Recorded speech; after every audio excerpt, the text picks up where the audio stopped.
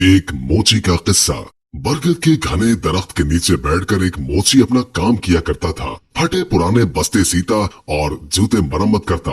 फिर उसे जाकर कहीं इतने पैसे मिलते कि वो अपना और अपने बच्चों का पेट भर सकता था। मोची गरीब था पर दिल का बहुत सादा और अमीर था। वो अपने साथ सुबह एक रोटी लेकर आता और दोपहर में वही रोटी पानी के साथ खाकर अल्लाह ताला का शुक्र अदा करता। रोटी का टुकड़ा लेकर वो उसके छोटे छोटे टुकड़े करके चिड़ियों को डाल दिया करता। चिड़िया दरख्तों के पास उसके पास आकर चू चू करते हुए रोटी के वो टुकड़े खाती और फिर उड़ जाती। खाना खाकर और चिड़ियों को खिलाकर वो थोड़ी देर के लिए बरगद के नीचे आराम किया करता था और नमाज पढ़कर फिर से काम में मसरूफ हो जाता था। एक दिन एक मुसाफिर मोची के पास अपना कीमती जूता मरम्मत करवाने आया। वो देखने में कोई नेक आदमी लगता था। उसने सफेद कपड़े पहन रखे थे, सर पर सफेद टोपी और हाथ में तस्बीह भी थी। उस वक्त मोची खाना खाकर टुकड़े चिड़ियों को डाल रहा था। मुसाफिर ने देखा कि रूखी सूखी रोटी में भी मुसाफिर ने एक टुकड़ा चिड़ियों के लिए बचाया है और फिर हाथ उठाकर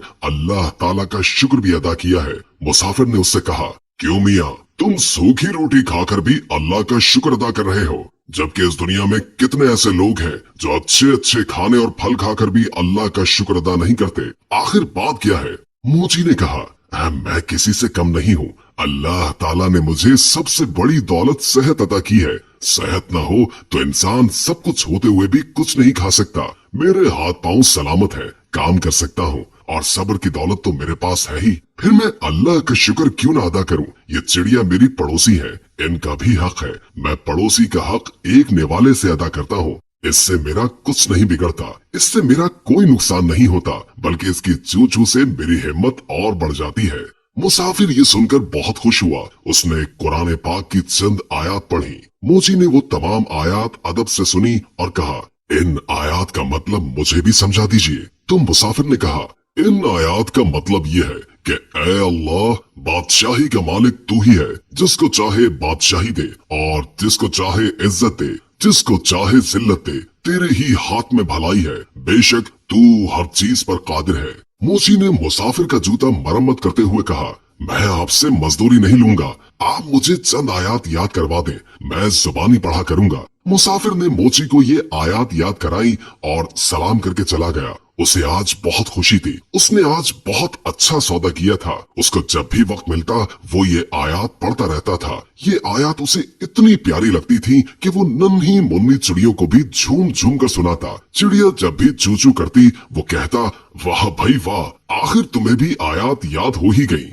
इसी तरह कई दिन गुजर गए और काफी दिन कोई भी जूते मरम्मत करवाने नहीं आया। मोची के पास थोड़े से पैसे थे जिनका वो आटा लेकर आ गया। कुछ दिन के लिए तो खाने का इंतजाम हो गया, लेकिन उसके पास काम अभी तक नहीं आया था। आटा भी खत्म हो चुका था। चिड़िया भी रोटी का इंतजार करते हुए चली गई थी। मोची ने कई दफा उठकर पानी पिया। उसे भूख लग रही थी, साथ में उसे अपने बीवी और बच्चों की भी फिक्र थी। शाम को थका हारा घर आया। घर में कोई अनाज नहीं था। सब लोग भूखे पेट ही सो गए। इस आलम में 2 दिन और गुजर गए। पानी के सिवा उनके पेट में कुछ भी नहीं था। सब भूख से निढाल हो गए थे। घर में कोई ऐसी चीज मौजूद नहीं थी जिसे बेचकर आटा या खाने की कोई चीज लेकर आते। मोची की बीवी रोने लगी और बोली, ये मासूम बच्चे मर जाएंगे। 4 दिन से इनके पेट में एक भी दाना नहीं गया है। इन बच्चों का क्या कसूर है? सामने वाले घर जाओ, वहाँ आज दावत है, बाहर देगे पक रही है।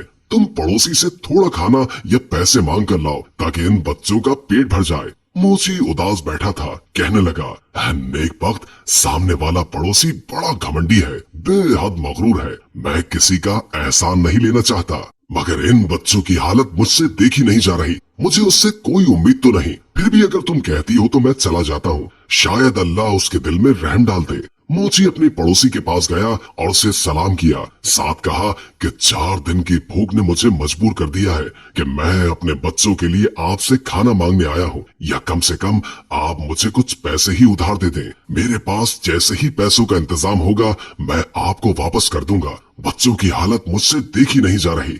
आपको यकीन न आए तो आप मेरे घर चलकर देख लें। अगर आज भी उनको खाने को कुछ न मिला तो वो मर जाएंगे। पड़ोसी ने हंसते हुए कहा, तू तो बड़ा चालाक है।